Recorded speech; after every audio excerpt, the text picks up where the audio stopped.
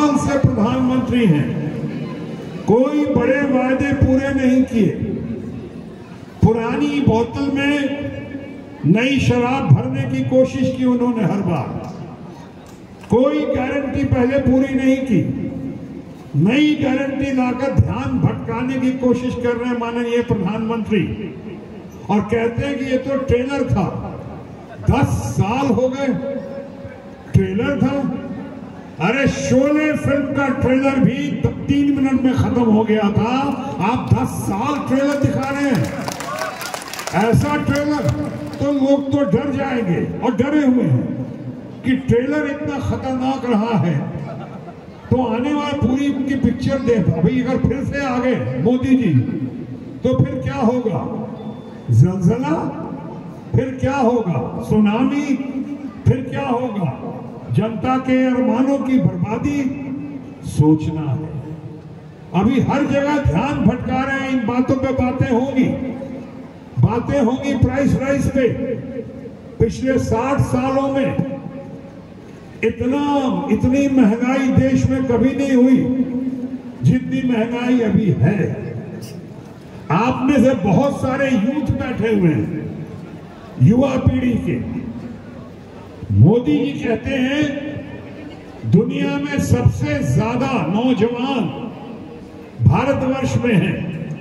ये तो सही हो सकता है कि सबसे ज्यादा नौजवान भारतवर्ष में हो सकते हैं और हैं, लेकिन दूसरा सत्य यह भी है कि जितने सारे नौजवान भारतवर्ष में हैं उनमें से 60% से ज्यादा नौजवान आज बेरोजगार हैं। ऐसी बेरोजगारी देश में पिछले 55 सालों में नहीं देखी गई।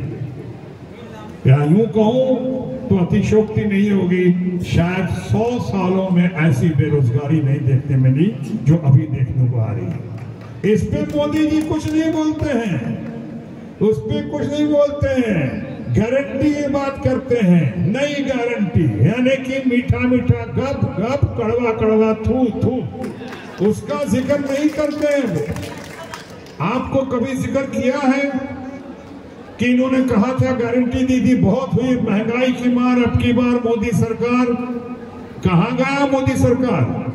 क्या किया? डॉलर का दाम कितना आसमान को छू रहा है। हमारे परिवार के कई बच्चे जो विदेश पढ़ने जाते हैं, उनके पढ़ाई लिखाई का हिसाब अब कैसे होता होगा? कितनी महंगाई उनके लिए हो गई, डॉलर का दाम आसमान को छू रहा है और रुपए की कीमत कितनी गिर चुकी है। किसके दौर में ऐसा हुआ है? एक तरफ कहते हैं कि 80 लाख लोग, 80 करोड़ लोगों को हम यहाँ पे फ्री राशन दे रहे हैं। चलो अच्छी बात है, अगर इमोशनल एंगल देखें, सोशल एंगल देखें तो एक पॉइंट तो हो सकता है कि आप राशन दे रहे हैं, लेकिन आप 80 करोड़ से ज्यादा लोगों को राशन दे रहे हैं, उनके लिए रोजगार के अवसर क्यों नहीं पैदा कर रहे हैं? उनको सिर्फ राशन दिए जा रहे हैं, और वो भी 5 किलो राशन, और वो भी 3 रुपए के हिसाब से, जो राइट टू फूड में है, यानी 15 रुपए का, 5 या 15 रुपए का राशन दे रहे हैं।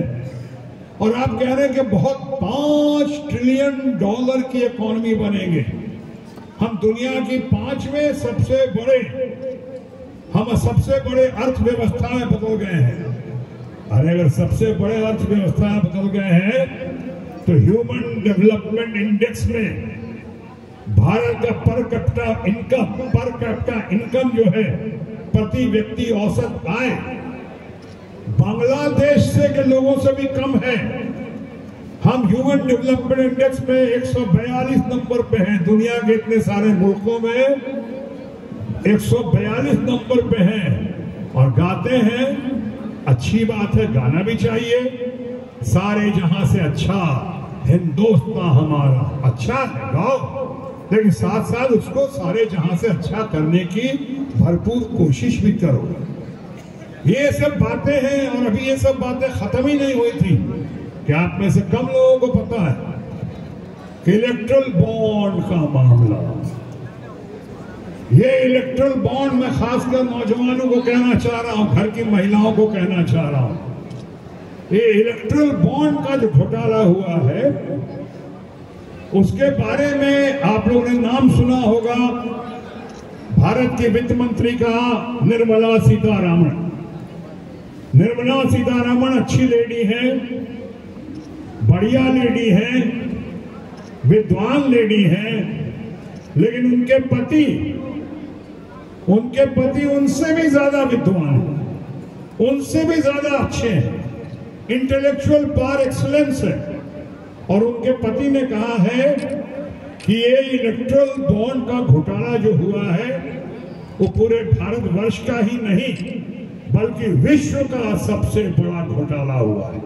ये फाइनेंस मिनिस्टर की पति ने कहा। इस पे बाद में हम रोशनी डालेंगे। ये सब मुद्दे हैं जिनसे हमारा देश सफर कर रहा है। इलेक्ट्रल बॉन्ड के घोटाले में ये भी कह दें, जिस तरह सरकारी एजेंसीज का दुरुपयोग करके ईडी, सीबीआई या इनकम टैक्स का खौफ दिला के जिस तरह से आपने पैसा वसूला है, एक्सटॉर्शन किया है जैसा लोग मानते हैं, आपने बड़े बड़े कॉर्पोरेट हाउसेस से ऐसे लोग जिनकी आमदनी जो है जीरो है, उनसे उन्होंने 400, 500, 800 करोड़ ले लिए। कहां से वो काला मनी कहां से आया और कहां गया? पहले वादा किया था काला धन लेकर आएंगे, लाए नहीं तो